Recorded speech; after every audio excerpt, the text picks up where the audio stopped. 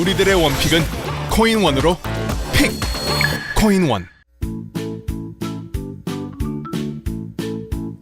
차트의 신 100만 원 매수 코인. 지금 100만 원이 있다면 투자할 코인은 어떤 걸까요?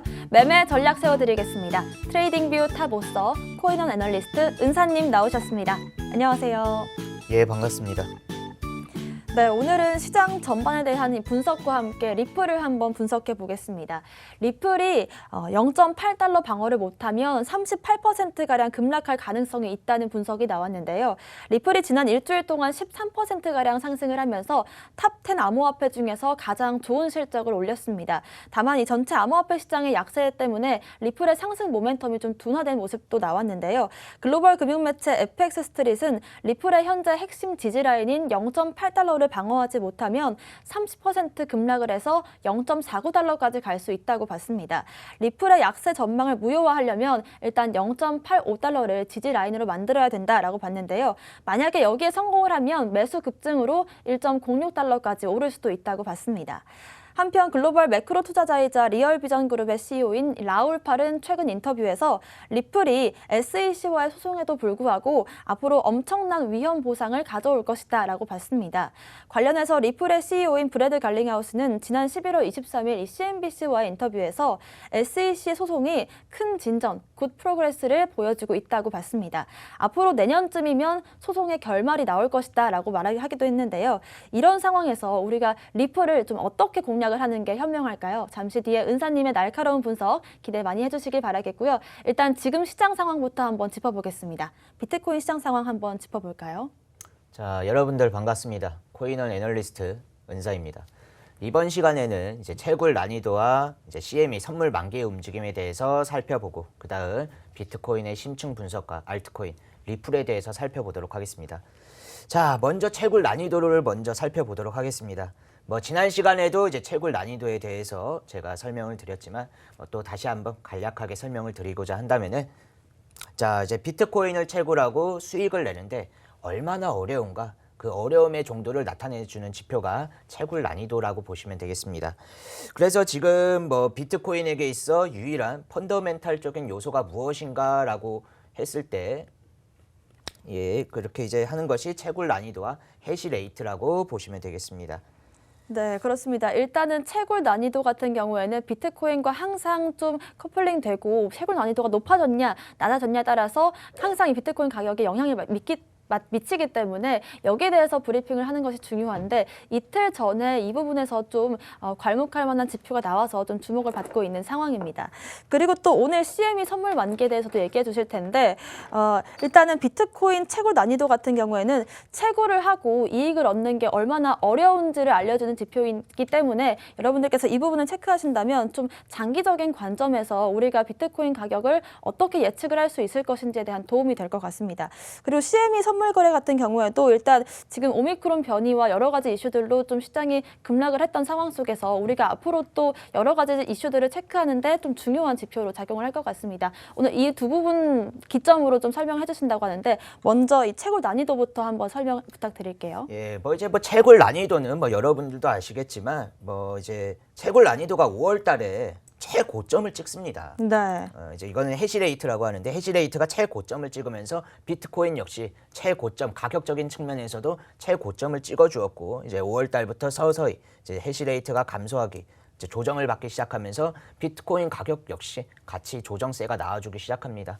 그만큼 이제 채굴 난이도와 해시레이트와 비트코인은 어느 정도 상관관계를 갖고 있다. 이 정도를 여러분들이 잡고 계시면 되겠으며 그러면서 이제 해시레이트가 또 가격 이제 회복세의 움직임을 보여주면서 지금 비트코인 가격 역시 어느 정도 가격이 이제 저점 대비 29,000불의 저점 대비 지금 어느 정도 큰 회복세를 보여주고 있습니다. 그리고 이번에 정말 중요했던 것이 제가 지난번 방송에서 채굴 난이도 및 해시레이트가 상향 조정 가능성이 있다. 그것이 이틀 뒤에 발표가 될 거고 이제 상향 조정이 완료가 된다면은 그때 한번 우리 다시 한번 살펴보자라고 제가 지난 시간에 말씀을 드렸는데 이틀 전 12월 11일 날에 이제 해시레이트가 채굴 난이도 및 해시레이트가 조금 상향 조정이 된 게 아니라 대폭 상향 조정이 되었습니다.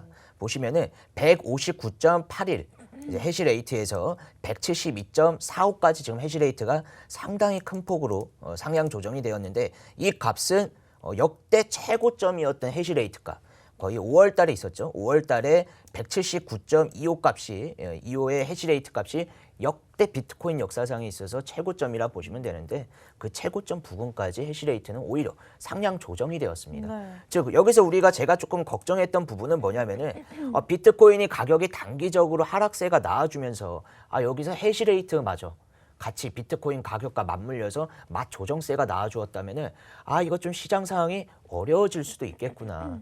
그런 이제 걱정을 하고 있었는데 뭐 비트코인은 뭐 단기적으로 가격이 떨어졌을지라도 그냥 해시레이트는 그냥 오히려 더 크게 아주 더 높은 값으로 상향 조정을 해버리면서 어떤 좀 중장기적인 측면에서는 굉장히 긍정적인 평가를 내려볼 수 있겠다. 그렇게 보시면 되겠습니다. 그렇습니다. 채굴 난이도 이 해시레이트가 소폭 상향된 게 아니라 큰 폭으로 상향 조정이 되면서 좀 긍정적인 지표로 볼 수가 있겠는데 중장기적으로 봤을 때 앞으로 비트코인 가격이 좀 상승할 여력이 있다 이렇게 보여집니다. 두 번째로 이제 CME 선물 만기에 대해서도 한번 짚어볼게요. 예, 그렇습니다. 이제 CME 이제 선물 만기에 대해서 살펴본다고 하면은 일단은 뭐 비트코인이 뭐 오미크론 변이다, 뭐 금리 인상에 대한 우려다 하면서 다소 큰 폭으로 하락세가 진행이 되었는데 그래도 여기서 불행 중 다행인 것은 아직까지는 CME 선물 거래에 대한 어떤 미결제 약정이 여전히 높은 수치를 유지하고 있습니다. 그래서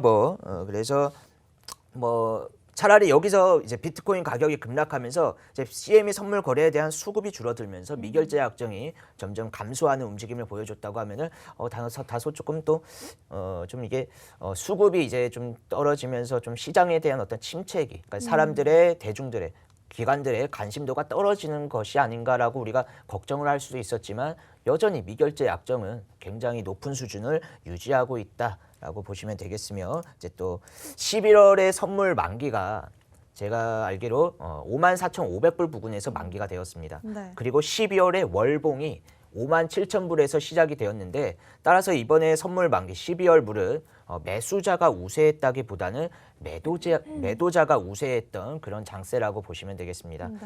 따라서 이제 12월의 선물 만기가 다음 주 토요일 새벽 1시에 진행이 됩니다. 네. 지금은 매수자가 우세했던 시장이 아니라 12월 물은 매도자가 우세했던 장세였기 때문에 다음 주부터 이제 선물 만기가 서서히 다가가면 다가갈수록 이제 매도자들이 이제 차익 실현이 나오게 될 겁니다.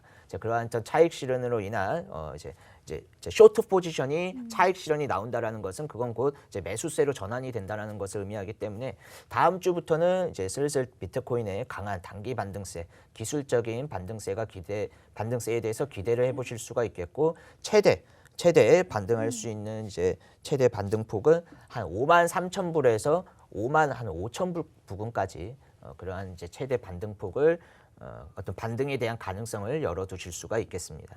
네, 일단 CME 선물 만기 관점에서도 미결제 약정이 여전히 높은 수치를 차지하고 있고 다음 주 토요일 새벽 1시 부근이 이제 선물 만기일인데 이때를 기점으로 전후를 해서 53,000에서 55,000달러까지 단기적으로 반등이 가능하지 않을까 이렇게 보여집니다. 일단 비트코인 차트도 한번 살펴볼게요. 어떻게 보시나요? 예, 지금 최근에 근데 사실 지난주와 이번 주가 물론 이제 급락을 하면서 사실 시장 상황, 이 비트코인 가격이 크게 차이는 없습니다. 그래서 따라서 비트코인이 지난 시간에서 말씀드린 것과 마찬가지로 비트코인이 폭락을 하였으나 별다른 움직임 아직 안 나와주고 있고 그래도 단기적으로는 어느 정도 또 회복세의 움직임을 보여주고 있습니다.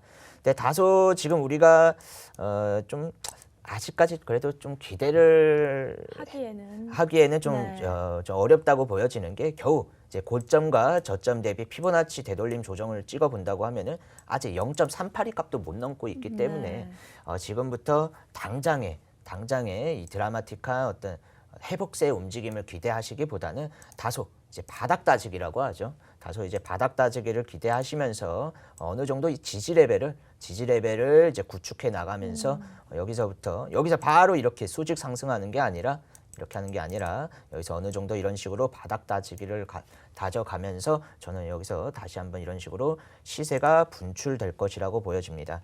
따라서 주요한 지지 레벨은 43,000불에서 46,000불 즉 43K에서 46K가 핵심 지지 레벨로 보고 있으며 한 이 부근에서부터 바닥 따지기가 강하게 나올 것이라 보여집니다. 그리고 이제 그래서 따라서 한 요 정도 가격대라면은 뭐 이 정도 가격대까지 다시 재조정이 나와준다고 하면은 뭐 이제 적극적으로 매수 포지션에 임해 보실 수가 있겠고 혹시라도 이 직전의 저점 부근인 여기가 한 40K 부근이 되거든요. 네. 혹시라도 이 40K 부근이 무너지기 시작한다고 하면은 그것은 단순한 조정의 수준을 넘어서 이제 하락장보다 더 심한 이제 시장의 침체기까지 올 수가 있기 때문에 네. 한 40K가 무너지는 순간부터는 정말 발빠른 대응과 리스크 관리를 적극으로 해주시면 되겠습니다. 자, 그러나 개인적으로는 이 4만 불 하방으로 이탈할 가능성은 저는 개인적으로는 상당히 어렵다고 보여집니다. 뭐 그러한 이유는 앞에서도 제가 설명드렸다시피 비트코인 가격이 낮아지는데 여기서 이제 펀더멘탈적인 요소라고 볼 수 있는 뭐 해시레이트나 채굴 난이도마저 같이 하락세를 보여줬으면은 이거 정말 시장 상황이 어렵다라고 제가 판단을 했을 텐데 그런 어떤 펀더멘탈적인 측면에서는 해시레이트가 뭐 비트코인 가격이 단기적으로 떨어지고 나발이고 자기 혼자 지금 상승 모멘텀으로 계속 승천해서 올라가고 있거든요. 네. 이런 부분에서도 굉장히 긍정적으로 평가할 수가 있고 또 이제 온체인 데이터죠. 전체 거래소에 보관 중인 비트코인이 크게 줄고 있습니다. 이 보관 중인 비트코인이 늘어날 경우 그것은 이제 잠재적인 매도 압박으로 이어질 수가 있는데 근데 지금은 점점 이제 거래소에 보관 중인 비트코인이 줄어들고 있기 때문에 다소 좀 그런 잠재적인 매도 압박에서 벗어났다. 그렇게 해석하시면 되겠습니다. 따라서 저는 43,000에서 46,000불 부근에서 충분한 바닥 따지기를 통해 탄탄한 지지 레벨을 구축하고 시세가 분출되며 움직일 것이라고 보고 있습니다. 네, 일단 지금 비트코인의 시장 상황과 이에 대한 대응 전략까지 짚어주셨습니다. 그렇다면 암호화폐 이 알트코인들은 어떻게 보시는지 궁금해요. 예, 역시 뭐 알트코인 시장 상황에 대해서 살펴본다고 하면은 도미넌스 차트를 안 네. 살펴볼 수가 없습니다. 뭐 제가 항상 말씀드리는 게 뭐 불행 중 다행으로 비트코인이 급락을 했지만 이제 알트코인은 시장 지배율을 크게 잃지 않았다라는 건데 자, 이 말이 뭐냐면은 시장 지배율을 잃지 않았다고는 하지만 근데 이건 상대적인 거거든요. 근데 가격적인 측면은 당연히 비트코인이 가격이 떨어지면은 알트코인들이 뭐 같이 떨어지긴 해요. 근데 네. 이 어떤 상대적인 어떤 비트코인의 하락비와 알트코인의 하락비를 봤을 때 알트코인의 가격 방어가 괜찮았다. 그렇게 이해하시면 되겠습니다. 그래서 뭐 여기서 제일 최악의 상황은 뭐 여러분들도 하락장을 겪어보신 분은 아시겠지만 비트코인이 떨어질 때는 알트코인이 같이 떨어지고 비트코인이 반등할 때는 알트코인이 아예 움직이질 않습니다. 네. 그러니까 올라갈 땐 안 올라가고 떨어질 땐 같이 떨어지는 이러한 이제 움직임이 계속되면은 이제 알트코인이 시장 지배율을 그러한 상황이 발생되었을 때 그러한 상황을 알트코인이 시장 지배율을 잃어가고 있다라고 이제 설명을 하면 되는데 지금은 비트코인이 반등할 때도 이제 알트코인도 반등세가 괜찮게 나와주고 있기 때문에 그런 이제 알트코인이 시장 지배율을 잃는 최악의 상황을 면했다라고 보시면 되겠습니다. 따라서 지금 알트코인에 대한 매수 심리가 아직 살아 있을 때 최대한 탈출의 목적으로 일단 빠져나가시는 게 좋아 보이며 왜냐? 제가 앞에서도 설명드렸다시피 바닥 따지기가 어느 정도 나온 다음에 시세 분출이 될 것이라고 보고 있어서 네. 지금은 일단 대부분이 아마 뭐 물론 이제 이제 장투를 진행하시는 분들이나 아니면은 무포지션으로 관망하셨던 분들은 상관없는 얘기고 혹시라도 매수 포지션을 잡았다가 다소 손실 중인 분들이라면은 분명 포트폴리오가 꼬였을 거거든요. 그렇습니다. 그래서 일단은 탈출을 하고 그리고 여기서 탈출을 하고 포트폴리오를 재정비하고 좀 어떤 매매 전략이라고 하든지 그런 것을 신규로 새로 구축해 나가는 것이 저는 현명하다고 보여집니다. 네, 여전히 이 알트코인에 대한 매수 심리가 살아있기 때문에 이 시점에서 반등이 나올 때 잠깐 이 시장을 잠깐 벗어나서 포트폴리오를 재정비하는 시간으로 가져보는 것도 좋은 전략이 될 것 같습니다. 그렇다면 오늘의 코인인 리플도 한번 분석해 볼게요. 제 리플이 제가 네. 정말로 아쉬운 게 사실 제가 계속 리플에 대해서 이제 관심을 갖고 있었던 게 12월 25일 날 연말에 리플에 대한 어떤 스냅샷을 찍어서 리플 보유자 대상으로 스냅샷을 찍어서 에어드랍이 나올 가능성이 높기 때문에 그 사전에 리플에 대해서 좀 준비를 해보자 이렇게 네. 제가 자주 이제 말씀을 드렸는데 근데 정말 아쉬운 거는 드디어 리플의 이제 보유자 대상으로 스냅샷을 찍어서 에어드랍을 해주겠다는 이제 거래소들의 공지가 하나둘 지금 나와주고 나왔죠. 있습니다. 근데 역시 뭐 이런 호재가 있어도 역시 시장이, 이제 그쵸. 시장이 비트코인이 급락을 하면서 이런 호재도 결국 지금 무용지물이 된 상황인데 여기서 그래도 어쨌든 뭐 아무것도 호재가 없는 코인을 건드리기보다는 그래도 비트코인이 가격이 상승한 어떤 가격이 상승하는 구조가 나와준다고 한다면은 충분히 또 이제 리플이 이제 그런 호재를 앞두고 있기 때문에 분명 시세 방향이 다른 코인보다 저는 어느 정도 잘 묻어날 것이라고 보여집니다. 그래서 여전히 저는 리플 코인에 대해서 또 관심을 갖고 있고 또 여기서 제가 말씀드리는 게 비트코인이 물론 상승을 해주는 게 그냥 바로 이제 상승을 해주는 게 가장 좋은 그림이지만 사실 상승도 바라지도 않고 최소한 보합세 네. 그러니까 가격이 저점을 이탈하면서 계속 추가적인 하락이 나오는 게 아니라 최소한의 박스권 및 보합세만 보여주어도 저는 충분히 긍정적이고 괜찮다고 보여지기 때문에 최소한 비트코인이 저점만 다시 갱신하지 않는다는 전제하에 이제 그런 이제 보합세 움직임만 보여주면은 리플이 가격적인 측면에서 충분히 메리트가 있을 것이다 그렇게 보고 있습니다. 그래서 뭐 결국은 뭐 비트코인에게 달려 있다 뭐 그렇게 보시면 되겠으며 이제 주요한 또 리플의 지지선을 잡아본다고 하면은 제가 앞에서도 비트코인 차트를 설명드렸을 때 이제 비트코인이 다시 한번 바닥 따지기가 나올 것이라고 말씀드렸는데 역시 리플 마찬가지로 리플이 다시 한번 바닥 따지기를 통해 조정세가 나와준다고 하면은 한 900원에서 930원대라면은 충분히 매수를 할 수 있는 그러한 위치라고 보여집니다. 그러다가 혹 이제 800원대 하방으로 이탈하기 시작한다고 하면은 포지션을 정리하면서 리스크 관리를 해주시면 되겠습니다.